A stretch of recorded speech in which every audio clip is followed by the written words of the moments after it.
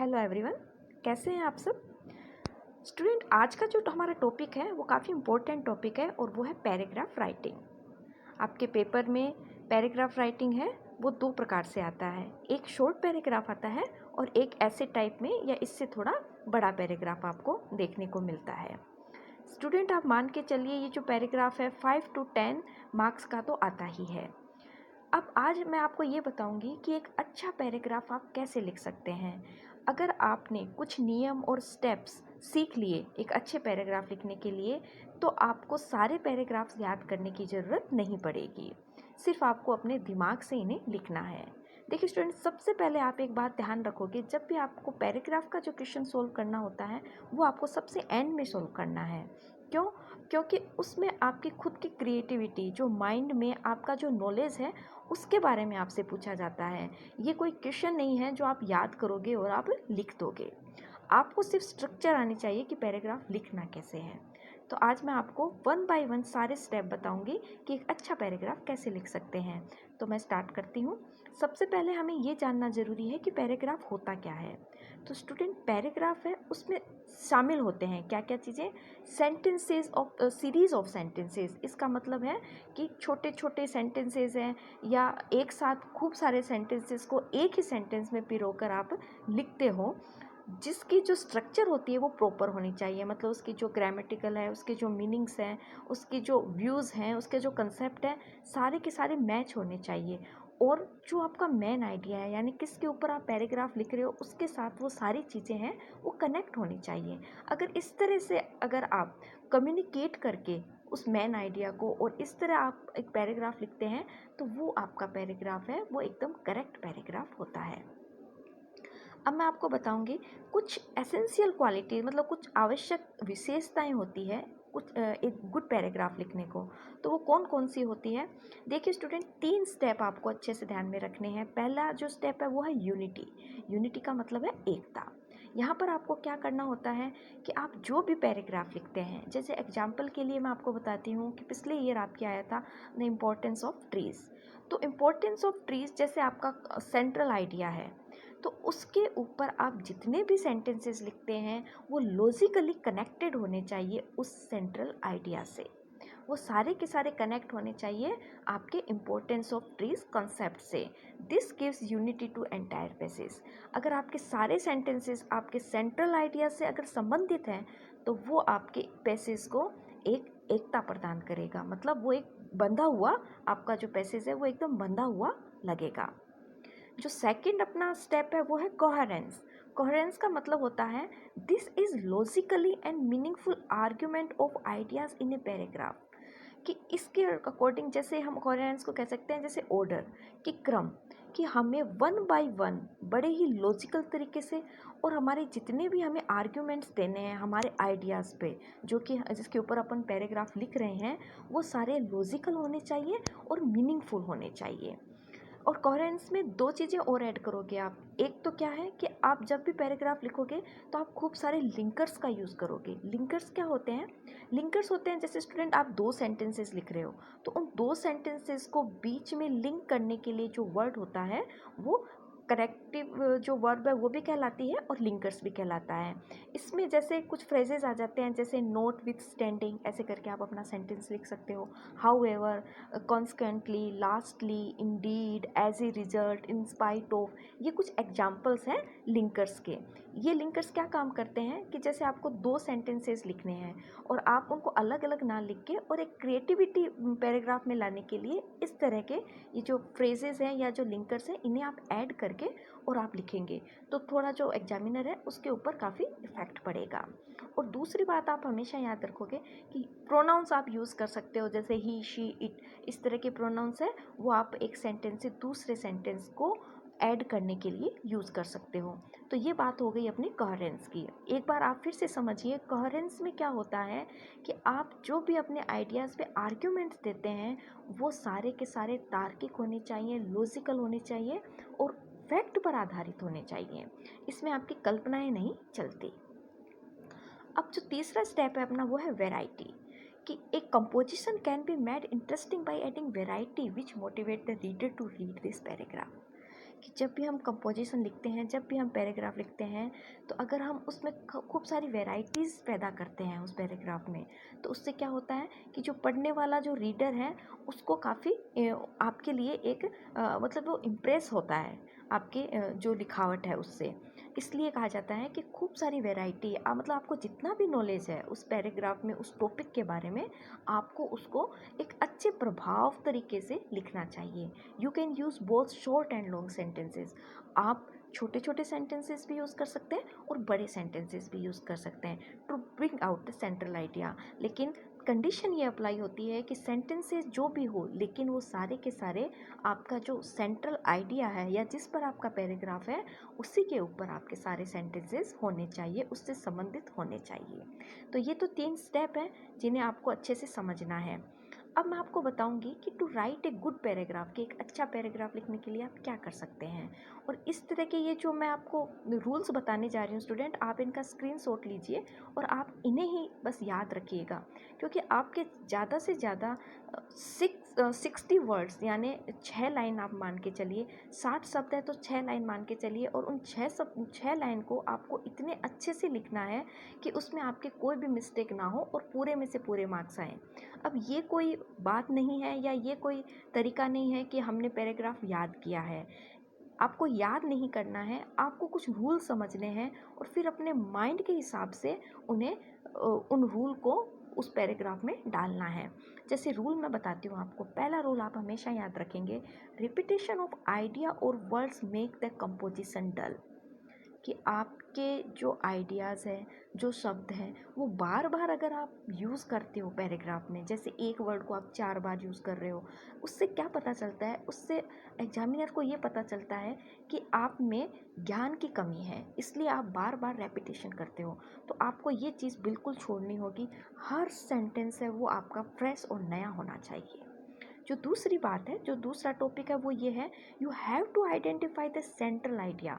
सबसे पहले आपको जो पैराग्राफ का टॉपिक दिया जाता है उसका सेंट्रल आइडिया आपको खोजना है, ताकि आप उस सेंट्रल आइडिया पर कम्युनिकेट हो सके, उससे आप अपने आप को जोड़ सकें।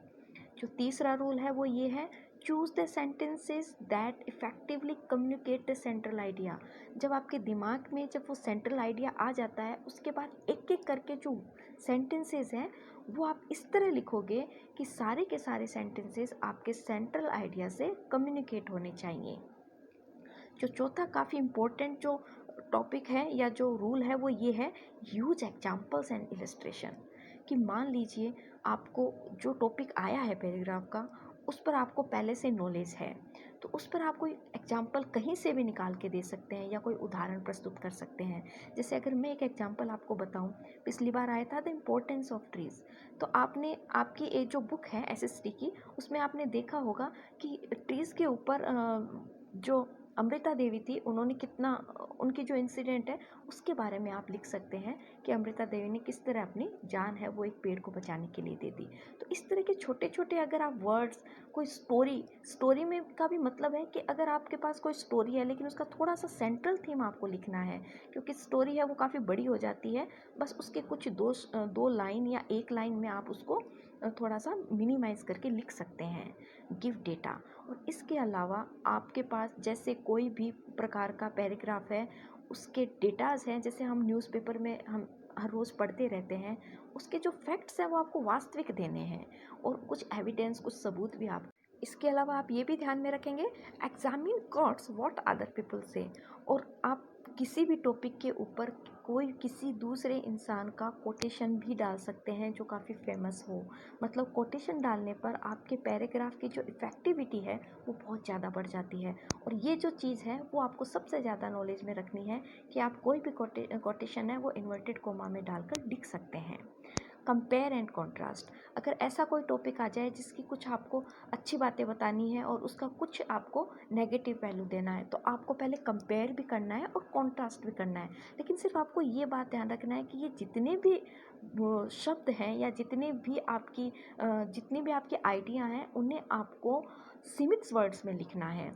और जो आपका 8 रूल है वो होगा, इवैल्यूएट कॉजेज एंड रीज़न। इसके अलावा जो भी पैराग्राफ है उसमें अगर किसी किसी भी टॉपिक पे आपको उसके कारण और उसके जो परिणाम हैं वो सब आपको बताने हैं। और लास्ट में आपको एनालाइज द टॉपिक, एक बार फिर से आपको पूरा जितना भी टॉपिक है उसका विश्लेषण कर देना है। और अगर आप इस तरह ये जो स्टेप्स हैं अगर आप इन्हें ध्यान में रखते हैं स्टूडेंट, तो अगर आप एक एक स्टेप से भी आप एक एक लाइन बनाते हैं तब भी आपका एक शॉर्ट पैराग्राफ पूरा हो जाता है। अब मैं आपको बताती हूँ कि बॉडी ऑफ द पैराग्राफ की, पैराग्राफ के अंदर हमें किस तरह से लिखना है। तो आप हमेशा ध्यान में रखिएगा, बिगनिंग ऑफ द पैराग्राफ, जब भी आप पैराग्राफ की शुरुआत करते हैं सबसे पहले आपका जो टॉपिक है उसके बारे में थोड़ा सा परिचय देंगे, सिर्फ 2 लाइन का। उसके बाद आप आएंगे मिडल ऑफ पैराग्राफ, उसके बाद जो पैराग्राफ के बीच का हिस्सा है उसमें आप अपने उसी विचार को या कॉन्सेप्ट को एक्सप्लेन कर देंगे। उसमें कुछ आप फैक्ट्स डालोगे, उसमें कुछ आप एविडेंस दोगे, कुछ इलस्ट्रेशन दोगे। अगर कोई स्टोरी थीम याद है तो वो स्टोरी थीम लिख सकते हो।